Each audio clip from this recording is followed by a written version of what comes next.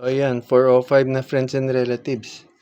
Di talaga mapigilan kasi meron po tayong mga pina-incubate na itlog. So, dahil na ospital po tayo, hindi natin to nakuha nung nakaraan pa nung 16. So, 18 na tayo ngayon. At ito na nga, nag-unbox na tayo. Ito po ay RKG Red sa hatch. Yung 2 times winner na po to. Yung nauna pong batch is 2 times winner na RKG Red yun, na dark side. Cross yun sa Cowan na claret. So meron na tayong 6 doon. At ito, yun nga, yung galing sa hatch na inahin. So 3 piraso po to.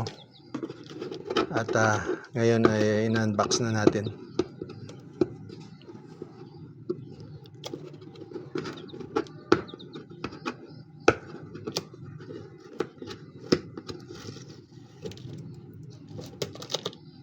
Yan na po. Yan, ang gaganda oh.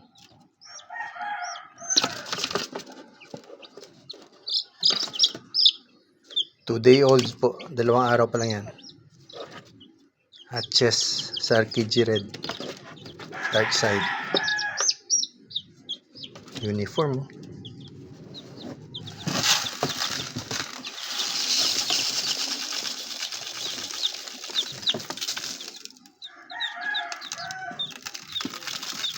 So ayan.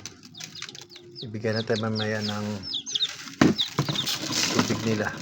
As usual. Uniform. Parehas yung kulay. Sa hatches po to. So ayan. Bata pa, lumabas na yung 2 green leg. Tsaka 1 puting pa. Puti or lighter. Basta ganyan. Ayan. Linis na ng konti.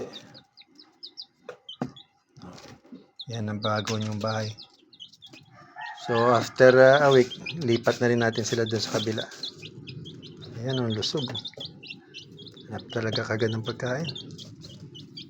So 2 days to doon sa kay Tracy. So tuloy-tuloy lang po to hanggang March. Yan po.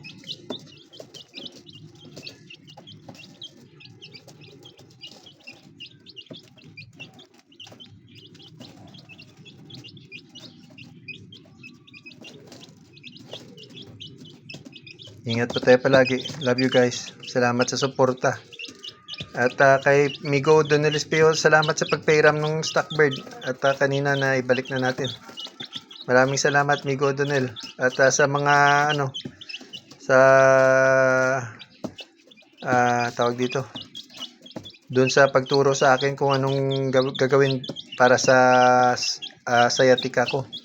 At sa gagawin na pamahid sa likod. Maraming salamat ulit. God bless. At sa pamilya mo. Ciao.